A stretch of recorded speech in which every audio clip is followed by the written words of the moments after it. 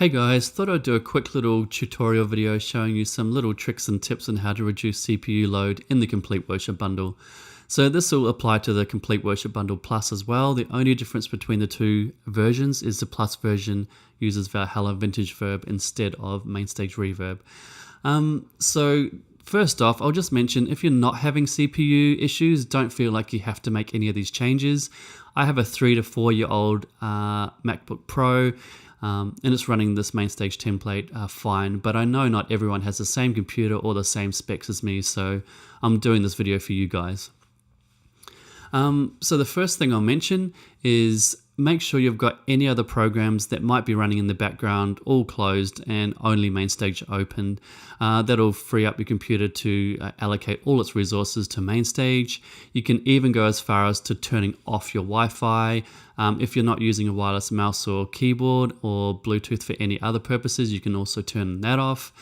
Basically just give Mainstage as much resources as you can by turning everything off and closing any other programs that might be running.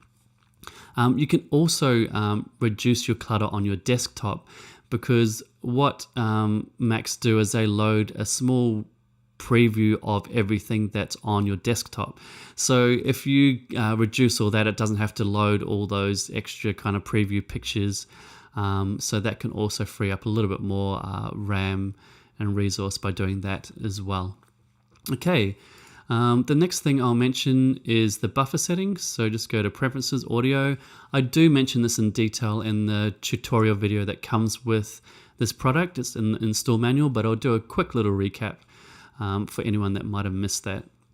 So make sure your sample rate is at the lowest, 44.1. Go to Advanced Settings. Now this is where we've got to figure out what works for your computer. So everyone has a different computer with different specs, so I can't give you a magic number for what's going to work best for you. The higher the number, the less CPU load, but the higher the number, the more latency or delay. Latency is basically another name for delay. It's the time it takes for the computer to process a sound after you hit a key and spit it out. So you're going to have to make a compromise between how much latency are you willing to put up with compared to how much CPU load are you going to put on your computer. So that's what you're going to have to do with that.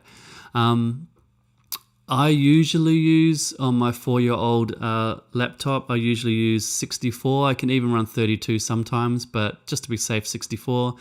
At the moment, I'm recording this video. Screen capture and extra audio is being recorded, so just to be safe, I have it at 128. If you've got an old computer or maybe a MacBook Air that doesn't have as fast a motherboard on it, you might want to push it up to 256.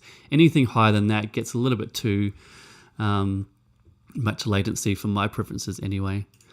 These should come by default on the Macs 4 cores. Obviously your computer might be different, but just make sure it's maximum cores for your computer. And that's that. Okay, the next thing I'll mention is watch what you're doing with these buttons here. So if you've got all of these turned on, but let's say you have the volume down and you're not using the swell pad, just bypass it, because whenever you bypass a plugin, it frees up the resources, so it's not using any CPU for that plugin. But if you have it on with even the volume down, it's still using the CPU resources to play that specific plugin on that channel.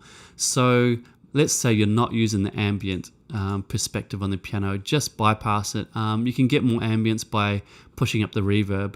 And for example, if you're not using the swell pad, also take that off as well. If you want it to default to being off or even on if it's already off, just select it, go down to the bottom, go to bypass and put saved value as bypassed. Some of them have multiple patches on one, so you'll need to do it for both of these. And that way, next time you go to that specific patch, it's going to come up with default on how you've saved it. So if I go back to here, you'll notice that it comes default with these 3 on, but that's easily changeable.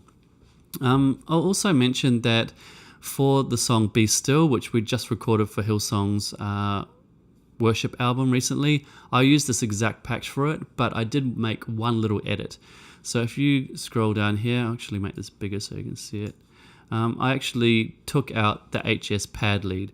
So what you might want to do is just go Command D and duplicate any patch that you're going to edit, just in case you want to go back to the original, or you make a mistake and you want to go back to the original. So do that and just go to this HS pad lead and hit delete. That's going to free up resources, obviously, because you're not using that patch anymore. And I recommend doing it for Interstellar Dreams 1, 2, for all of them, under the organ, the Rhodes version, and Whirly as well. But like I said, make sure you duplicate it so you can go back to the original if you wanted to. Okay, I'll mention reverbs now. So some reverbs use more CPU than others, and in this template, the Space Designer plugin will use more CPU usage than something like a Mainstage Silververb. So if I go to this, there's only 2 patches that use it, but I'll show you so you can edit or change it. Now the solution to this is either just to bypass it or replace it. So I could go to Reverb here, Silververb, and replace it with a Silververb.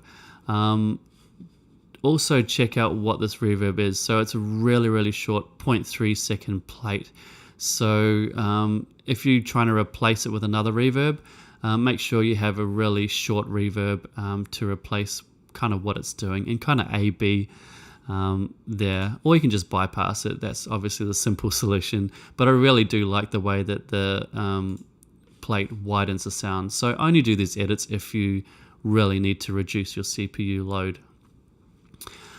So the bass from the Young & Free Multis has the Silververb on it. Sorry, has the Space Designer reverb on it, and also the strings do. So if you go down to here and you go bus 12, double click on that, it'll take you to bus 12. You'll see here it's got a 1.5 second string chamber reverb on it. Again, you could replace that with a Silververb or any other non-convolution reverb.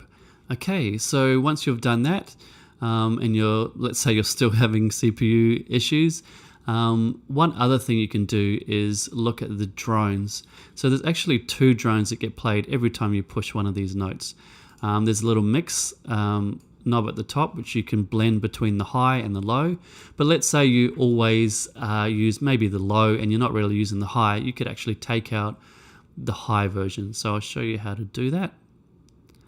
You scroll across until you see C high here, and you can literally just select it and delete, but you have to delete it for every key. So you have to go C all the way through to B up the top.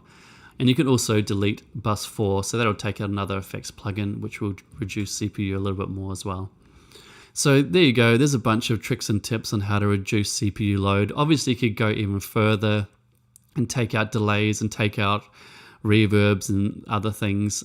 You could even go to the output and bypass the compressor and gain, but we're kind of nitpicking at the moment, just trying to get the tiniest little bit of CPU load down. And you don't want to make these changes if you're not having problems, because you're going to obviously change the sound of the template. But yeah, thanks again for watching, and I hope that's helped.